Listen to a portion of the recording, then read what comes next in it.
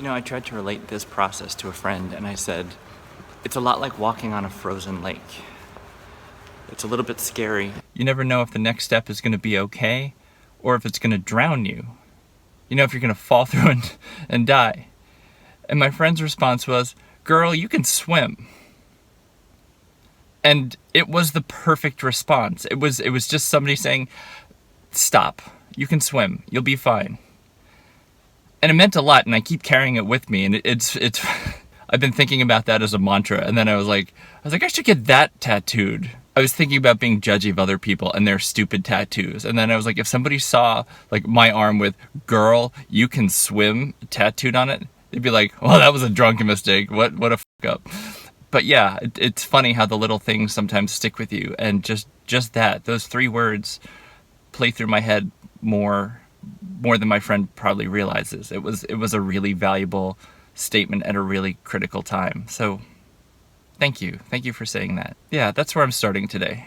I can swim. It was a late night of talking last night. I'm pretty tired today.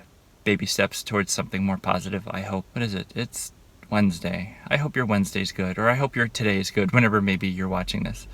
Really, I do. And thanks for hanging out with me. It actually means a lot to me. Okay, so the school day is done. I like Wednesdays, the short day. Now I get to go up to the barn and hopefully have a good day. I have to admit, I'm feeling really, really anxious. And I can't exactly put my finger on why. I had a little coffee, and I don't know if it's just chemical, but it feels like more than that. I'm gonna bring my brother to the barn, which is, I don't know, I hope that goes okay. I hope that's not a mistake. I hope sharing that means something. I don't know. It doesn't feel exactly right, and I'm nervous about that. That's what I think I'm gonna do. She called me during class today, just called the phone, and it's like, I have a job. Like when we were together, you seldom called me, it wasn't like we're chit-chatting on the phone, but she does roughly know my schedule, or maybe she used to, and now she doesn't remember. But I'm anxious. I'm really anxious. I feel it, I feel it in my chest. My heart's beating fast, and I don't know why. It's almost like when there's an absence from her, like I start to heal and move on, or I start to forget just a little, like the reality of how intense the pain is as some sort of defense mechanism. And then when she calls or texts or emails, it's that electricity again, except it's a negative shock. And maybe that's what it was, but I'm just anxious. I hope I hear from my attorney today and he gives me some names for mediators, because that's causing me anxiety. I'm just really anxious. Things are up in the air, and I'm continually reminded that it's so weird to say. I'm continually reminded that she doesn't love me or want to be with me. The only thing I've done wrong really is stop talking to her to protect myself. And I still feel guilty. I still feel like I'm doing something wrong now. And I'm so grateful for my friends who are like, yeah, no, for months when she was having feelings for somebody else and not telling you and planning this thing, you owe her nothing. So if those friends are watching this, thank you. You mean so much to me, and I think about you all of the time. Today's hard, and not for a reason that I can tell you why. I just feel it. I'm gonna go home and try and regroup, and then try and go do something that makes my heart feel happy, and hopefully have a good day. I will catch up with you later. So I'm gonna head up to my horse lesson, and let me show you something that always kind of traumatizes me. There it is. That's my old life. There's the old car and my car. And when I come home from school and she's parked here, it rattles me. It always rattles me, because still deep down somewhere, I think maybe she's upstairs. Of course, now I changed the locks, so she can't be upstairs. So that's actually helped me be a little bit better, but it's still there, because I used to come home and see that car and get happy, because it meant she was home and we'd be together. And now I come home. Well, I come home and I look over, and typically the car's not there.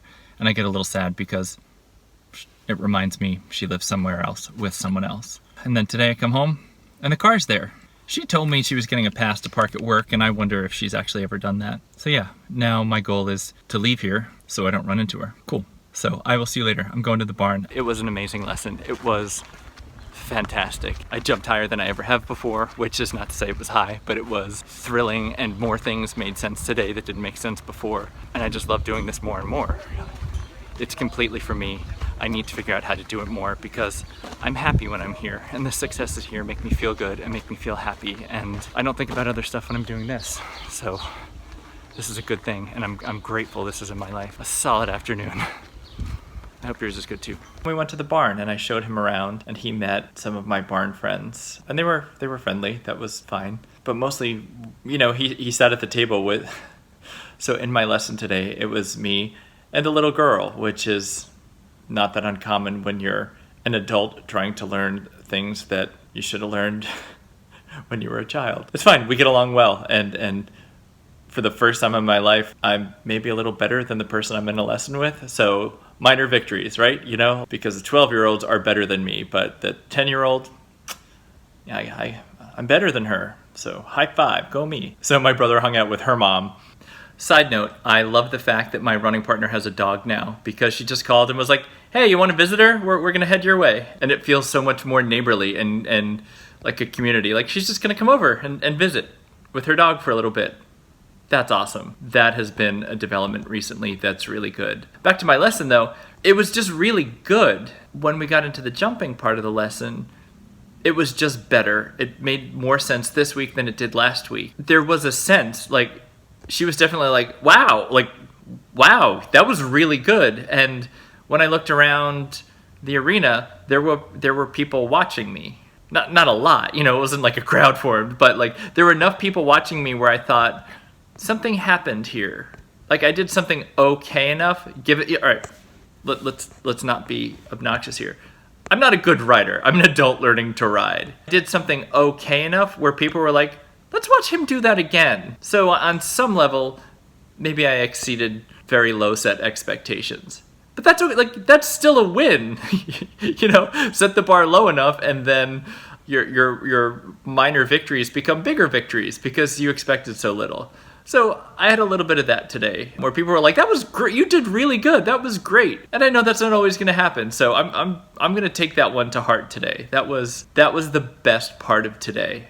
Doing something and doing it better than I did it before, and being like, "Awesome. Yeah, that was special. I really do like riding, and I wish I could do it more." It finally speaks to me. It doesn't matter who else is involved now. It's good for me. I like doing it. I like being connected with a horse. I like the kind of collaborative nature of it's really good. It works for me. I need to figure out how to keep that in my life. She did call me twice. Once 4 minutes before my lesson was to start, and once 15 minutes into my lesson. I've ridden at the same time for 9 months, every week, same time. So she either knows that's my lesson time, or she's so wrapped up in her own stuff, she doesn't even stop to think, I wonder what he's doing right now. She hasn't aside from taking the chair from downstairs, she hasn't taken any of her stuff that I so carefully packed up and put down there, and I think that's interesting. And in a different frame of mind, I'd probably ponder like, oh, I wonder why. I wonder if it means blah, blah, blah. It doesn't matter, does it? She keeps threatening to take her stuff. Like, oh, maybe I should take all my stuff out. Well, I helped you along the process. I helped you down the path.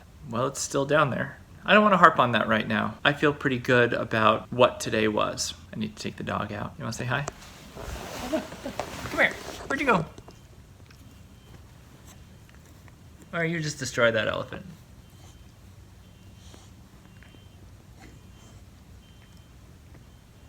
Okay, that's enough elephant destruction. Any other big things? I'm gonna check out one set of apartments tomorrow, and I'm gonna go check those out on Saturday. Again, just for the practice of trying to imagine my life somewhere else. It's very, very scary with just a hint of a little bit exciting. As I was saying that, she called. So I was looking at the screen talking, and her face popped up on my phone because she called. I did not take the call because I'm not ready to talk to her, and I don't want to have this good I feel right now dashed. She parked here at the house today, and now she's gone. Or maybe she's back. I don't know. Maybe she's downstairs. I don't know. I'm just going to try and stay as good as I can for as long as I can, because it's really hard to get to that point.